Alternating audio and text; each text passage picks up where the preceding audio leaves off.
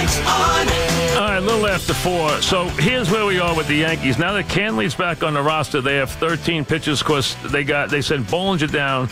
They have Canley up, and they have 12 pitches. So they have 13 pitches. If they want to carry 12 pitches, they don't have to cut anybody. And if not, if they want to carry 13 and not say get rid of Cole, but they would have to cut Cole. He doesn't have any options.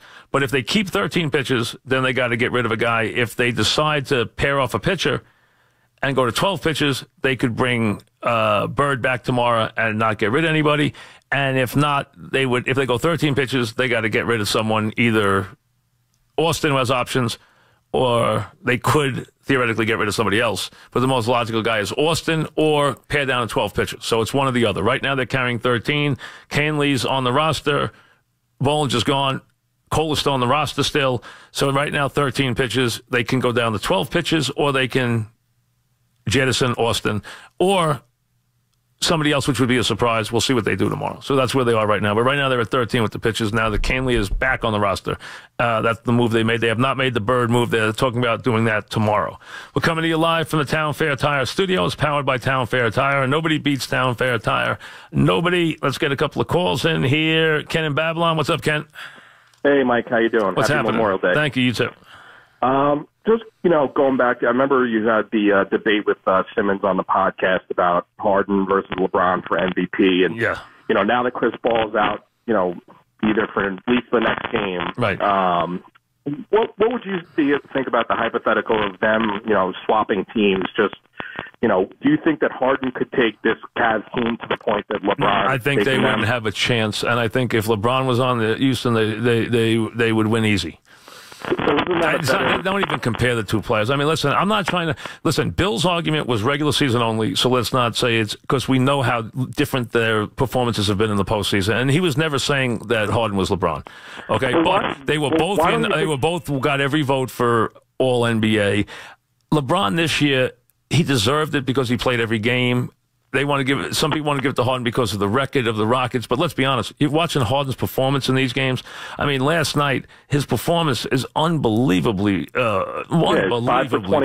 Yeah, he hasn't made a 3-point shot. He wants Gordon to shoot the ball. Everyone in the building wants Gordon to shoot the ball more than him. I mean, let's be honest. His performance has been really scattered at best. Yeah, but why does the NBA even wait for the, why do they even give it out for the regular season? Well, that's just what everybody does, because they give out a different award for the finals, and they don't give out one for the rest of the playoffs, but they don't want to include the playoffs. They make it a regular season award. That's the way it is. It's just the way it is. I mean, it's not that big a deal. But to me, there's no argument between the two players, and I don't think Bill was ever arguing that, Harden was LeBron. But Harden's performance in these playoffs has left a lot to be desired.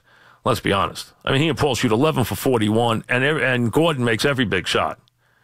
Every big shot. And except for a whistle and some really shaky play by Golden State, Harden could have been a big GOAT last night, late in that game. Ian in Belmont, what's up, Ian?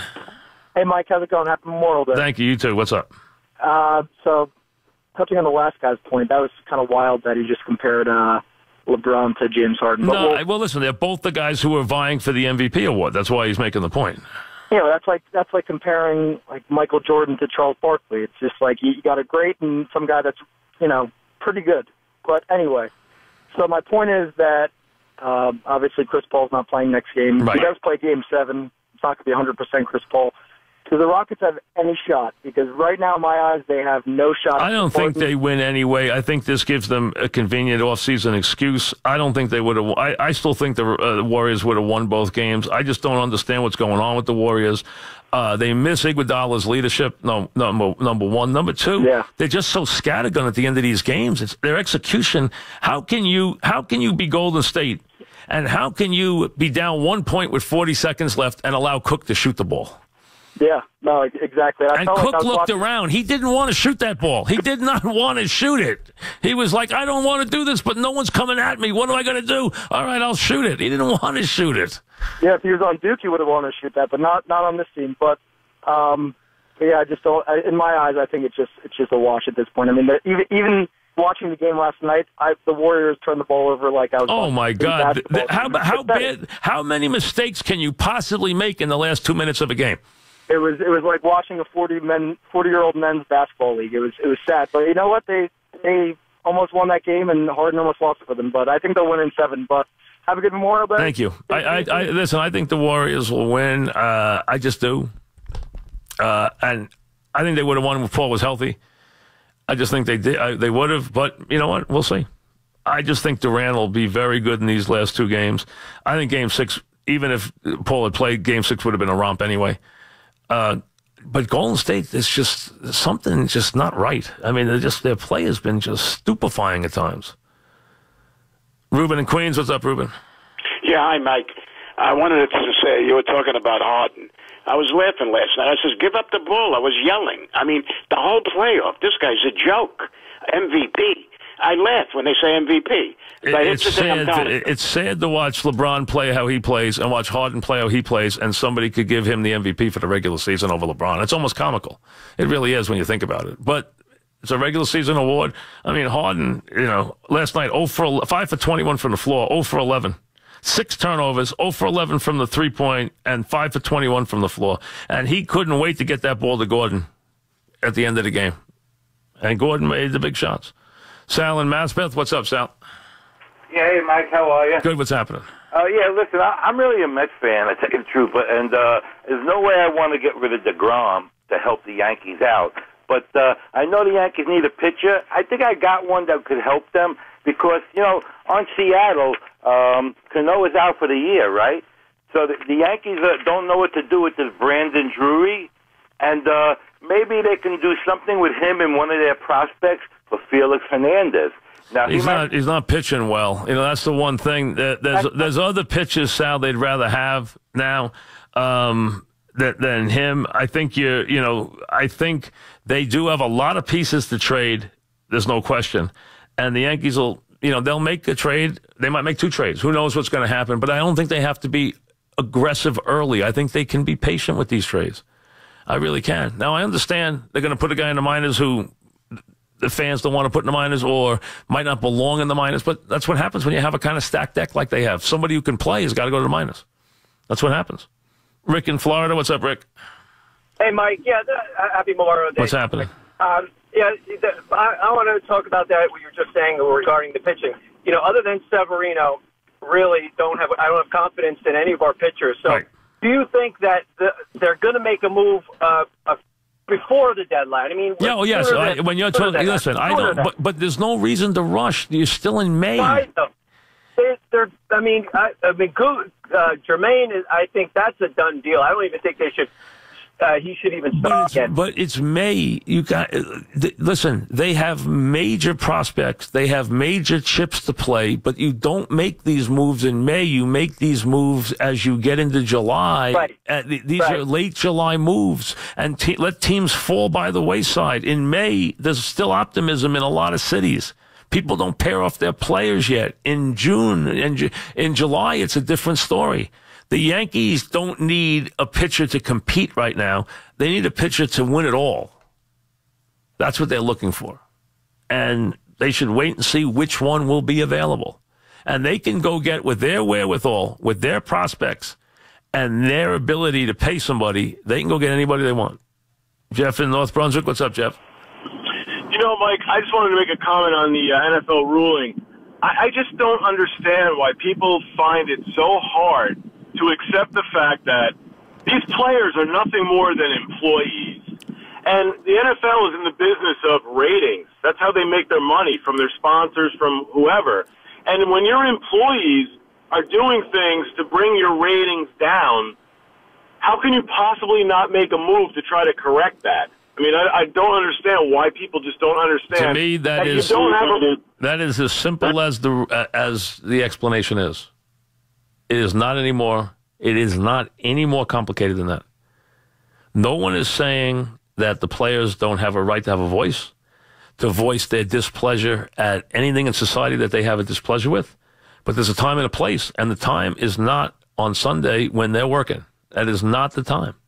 And they don't get to choose the time and the place when they're getting paid. Now, if they're not getting paid, they can choose the time and the place. But if they're getting paid, they have to abide by rules. And these are collectively bargained rules. They are, these players are extremely well paid. And the bottom line is, as I said yesterday, when and where can someone tell me these players who are, by a lot of their own statements, outraged by what is happening in places in this country? Okay, that's fine. I understand their outrage. I understand they want to have a voice. Why have they not, on their own dime and their own time, gone and protested somewhere in this country?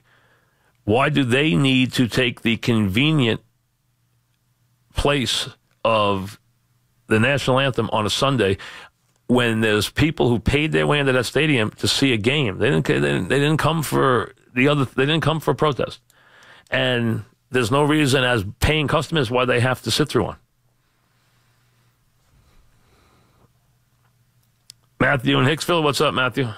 Mike, how are you? Welcome back. Thank you. What's up? Oh, Mike, I gotta have some Yankee points, but just one thing, and you know what? I'll take those NFL players seriously when someone actually goes into Chicago and fixes what's going on. That's what I said. Go there, show up there, hold a rally there, hold a protest there, get a stage, pay for it with the Player Association money, and then go there, go wherever it's happening in the country and do that. That I would have regard for. Agreed. You, me both, but they're phonies and hypocrites. Mike, anyway, 2 points on the Yankees. Number one, do you think that when they do get a pitcher, they would maybe reach out from Bumgardner? And I understand that Cashman loves Hicks, but I'm not seeing it. I'd much rather see Frazier up here in the outfield with his potential than watch Hicks. They are. I don't care. Cashman's a Hicks guy. He is a guy who does better in the metrics of baseball than he does to the eye. He's a good defensive player. Great arm, good glove, good defensive player, catches everything, got great throwing arm. Offensively, gets some walks. Not a very good hitter. Just not. Sporadic hitter at best. To me, not an everyday player. He has to prove to me he's an everyday player, especially on the New York Yankees. He's got to prove to me he's an everyday player. He could be an everyday player on some teams. We're asking him to be an everyday player on the Yankees. We're asking him to play center field on the Yankees. Center field on the Yankees is playing one of the great positions in all of sport, playing center field in the Yankees. That's as marquee as it gets. Joe in Bayonne, what's up, Joe? Hey, Mike, nice to hear from you again. Thank you. Mike, I have a quick question for you. I saw Oliva and Carew play tail end of their careers. I know Oliva had a lot of injuries with his knee, but who would you take as a player if you had to pick one of them, and who had some more pop different players, okay? Now, listen, Carew, a magician with the bat. Right. A guy who could hit a line drive off any pitcher who ever lived, get in the box, hit a line drive anywhere, capable of hitting 350, 360. Oliva, very unorthodox player until he blew out his knee, one of the great hitters in baseball. A guy who was not only a 330 hitter, but a guy who was a 330 hitter who hit 25 home runs. Very unorthodox player, very, very good hitter. Carew was a magician with the bat, like Boggs, like Gwynn. He's in that ilk. Oliva was a guy, though, that added power to those things. So at his best, Oliva could be the better player. But Carew was a guy who could, as we know, could hit 380. All right, so different players. One's a singles hitter for the most part. One is a guy who can hit 330 and hit a power hitter. You know, 3 guys came up that same time who was so impressive. You had Tony Oliva for the Twins. You had Rico Carty for the Braves. And you had Richie Allen for the Phillies. Rico Carty, line drive hitter, not a home run hitter, could hit 350, could hit 340. Oliva we just went to, and then Allen, who could do everything. Could have been one of the most dominant players of all time. Richie Allen hit 350 in his career, hit 350 home runs in his career, hit probably close to 295 or something for his career, won an MVP with the White Sox, went 40 won 10 in 120 games for the Phillies in 66. Gene Mark said he's going to win a Triple Crown. Misunderstood. A guy who had interest, let's just say, outside of baseball. Fast horses, well, slow horses, maybe fast women and slow horses, whatever it may have been. Like to have a good time. There are two players that, when I look at their statistics for their careers, I say they did it basically playing at about half speed. One was Dick Allen, and at times the other one was Bobby Bonds. And they could have both been, they were both really good, both exceptional, at times great.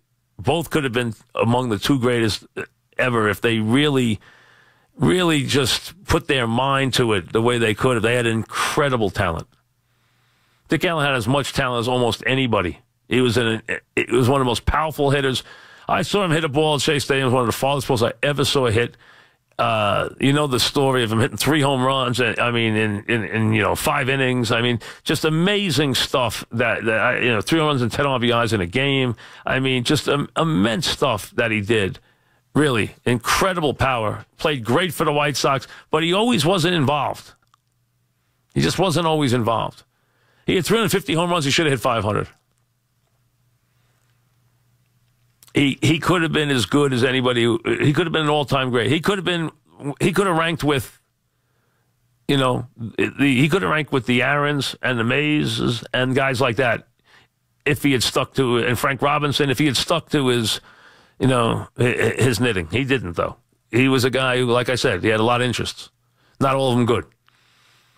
But boy, did he have talent. Man, I loved watching Richie Allen play. Could he hit the baseball? And that big bat. He played with that enormous bat. And, boy, he could wield it, too. He was unbelievable. Came up as a third baseman, then moved to first base. Had trouble in Philly, wrote Boo in the Dirt, the whole thing. Had a tough time, but, boy, could he play. He could play. All three of those guys could play. Allen was the best of the three, I think, in terms of his overall ability. Back after this.